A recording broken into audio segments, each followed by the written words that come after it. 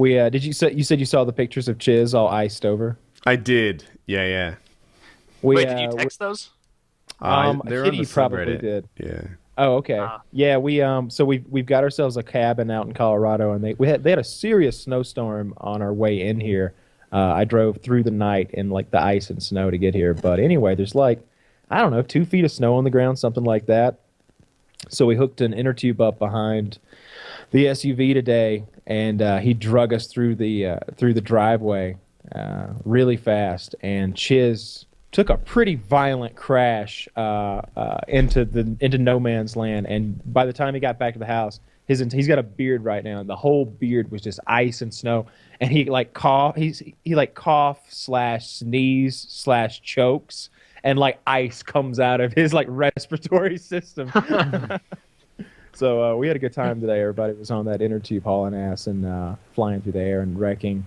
I got on there with my girlfriend, and we both crashed at the same time and just went off into the soft whiteness that is the field next to the road. Oh, nice little rom-com moment where you both tumble off laughing. No, we weren't laughing. We crashed screaming and terrified, face first into the snow.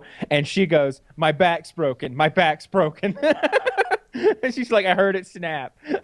Dude, that's risky business doing shit like that. One of my friends was skiing and got really arrogant about it and convinced himself that he could go down like this double black without ski poles, which isn't even like a thing where it's like, oh man, look at that guy. He's not using poles. He must be great at skiing. It's like that you're just getting rid of something that's unnecessary, like that is kind of necessary to be better. And he ran into a tree going, must have been like 40 miles an hour, concussed himself. And to this day, every time I see him, I'm always like, hey, when are you getting those teeth put back in? And he's like, as soon as I get insurance. And then it's like, all right, these 4 teeth, all knocked out. And like anytime he has to eat, like if you take him out to eat, as soon as the food comes, he just pulls them out, just has no front teeth like an old fogey. It's really gross, but yeah, that shit's dangerous. I don't know anything about cold weather hygiene, so I don't really know how to have fun in all this snow and ice. So maybe somebody can point me in the right Hijinks. Is that what you just said? Yeah, stuff that we can do out there because we got like a vehicle and some inner tubes and some sleds. Did you hear hygiene? And I was like, well, you just brush your teeth like normal. Yeah, yeah. It's really the same as warm weather hygiene. Well, you don't sweat, so you don't need to bathe. I'm not struggling with my cold weather hygiene. I'm struggling with cold weather activities I can do outside, silly stuff that I can do. I built a ramp today in the snow, but it didn't work. I don't know. We got to come up with something else fun to do. Last night I went to the refrigerator and I heard just water spraying, like really high pressure water, which made no sense. It sounded like a downpour. So I go out in the garage and look, and this house has one of those. The heating system in this house is those pipes under the floor. It's a heated floor heating system deal. Yeah, really wonderful thing. But the pipes had burst from corrosion. Like out where they go into the pump, the hot water pump out in the garage. So there's like water spraying all over all this stuff that says danger, high voltage. So, and I'm just like looking at it like, this isn't my problem. I shouldn't have to fucking deal with this. So I'm like knocking on Kitty's door like, Kitty, there's a problem for you to take care of out here. So we got the owner, and I think they fixed it. They said the pipes burst from corrosion, so that was our little interesting night. But so far, I'm not really sure what to do for fun other than throw snowballs at each other and ride that inner tube. But I want to do something interesting before we leave here. We're here. Snowmobile, maybe. Sledding's not working. I guess it's the same as the inner tube. Are you far from your mic, Kyle? You're quiet for me. You're a little quiet, Kyle. That far? That's not too far. Yeah, maybe just turn the dial. You were looking. Yeah. Can Chiz hear you? Can Chiz hear me now? That's much higher. So that must be good. That's much better. Yeah, no, I don't know. He might be able to hear me. I'm upstairs right now, so I was just going to talk about pranks because you need to have some hijinks on Chiz. You could freeze all shampoo and toothpaste and stuff like that. I opened the window in his room the first night, and it got down to like 4 degrees in his bedroom before we told him. And I only told him because those pipes burst, and I was worried it might have had something to do with that. I was like, did I just like open his window and burst the pipes in his bathroom, and that's why this is leaking? But it turned out it wasn't. So I haven't fucked with him too much.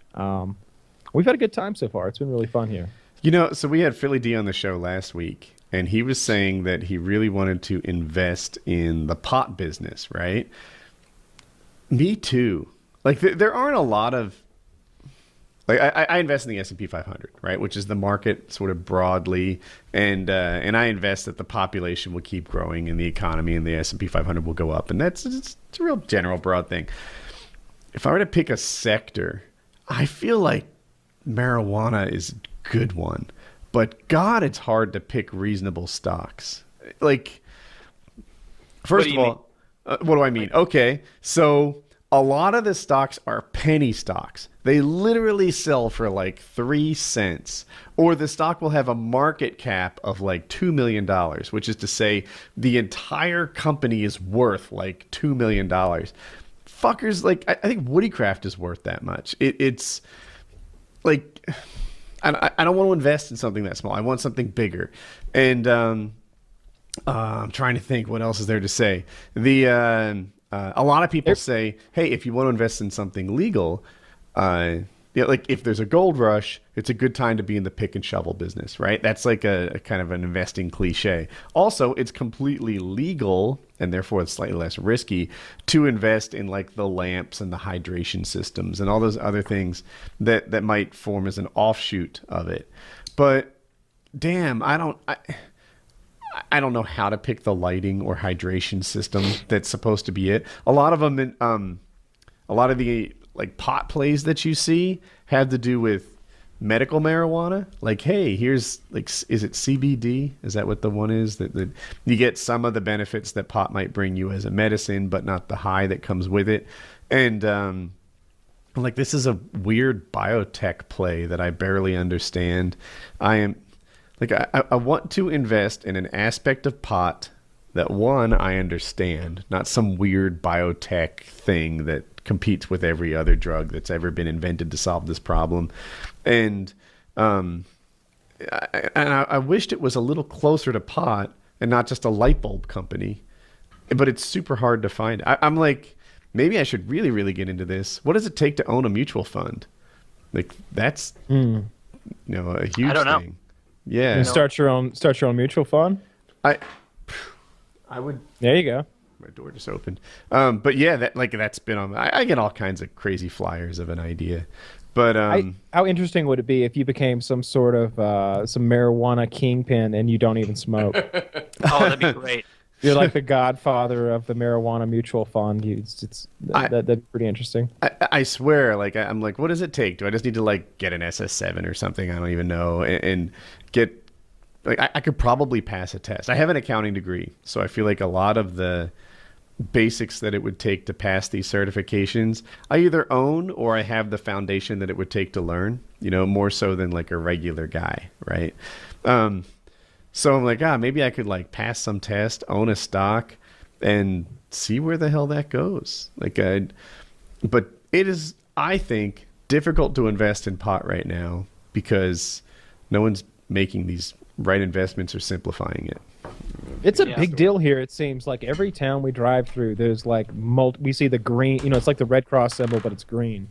So there's dispensaries everywhere cropped up, and it seems like the majority of them are medical. But there's recreational marijuana places. Seems like it's going to be a huge benefit everywhere it goes. So much money to be made. So many. What is it? How much money went to their schools in Colorado? A ludicrous amount went to their public education system. Yeah. Drunk driving is down. It looks like there's like no downsides to it. Like, I'm sure that there's a pothead here or there who smokes their whole day away, but that's going to happen with anything. Yeah, that guy's going to be addicted to something, right? I will say that I have never partook. I had edibles once a long time ago and did not find it very exciting. And then I smoked out of a hookah once, and it just made me tired and kind of silly, and that's about it. But I've been told that I would benefit a lot from the medical benefits when it came to lower back pain and inflammation and things along that lines.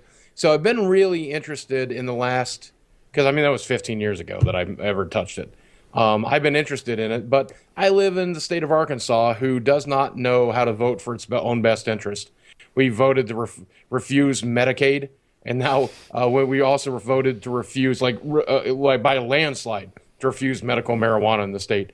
And it's just mind-boggling to me that there's all these cancer patients, that there's all these miserable people who could genuinely benefit from medicinal marijuana. And like what he said, they're they're working on strains that don't even get you high. They just give you the medicinal effect. And those are what would be getting sold in the dispensaries 2 or 3 years from now here in the state of Arkansas, which is a very, very conservative state. No, you don't even get access to that. Fuck you. And I might benefit from it, and I'll never know because I'm not going to risk my freedom. And I'm not, trying to do a drug deal in the streets of Northwest Arkansas. I'm not even going to think about it. So Northwest Arkansas, drug country. It's fun. I mean, it's funny. Arkansas cops they're good cops. Please don't swap me. They're good cops, and they tend to be very, very good people, and they tend to do very, very good jobs. I know back in the Clinton administration, like in the 90s, they had a bad rap, but they've always been fairly good here. And it's funny, they tend to leave like the pot dealers and the potheads alone for the most part. He was the governor. Oh, he was the governor at the time, yeah. But they tend to not bust those guys too terribly often in Arkansas, unless it's like a slow month. And there's like all the meth labs have been shut down recently, and we got to make a bust this month, or we're going to bust. Well, let's just go get the pot dealer down on Dixon Street real quick, and let's get him. We got to do something to make our jobs look valuable. That's the real problem in all these Midwest states. I guess you can consider Kentucky Midwest or South or whatever.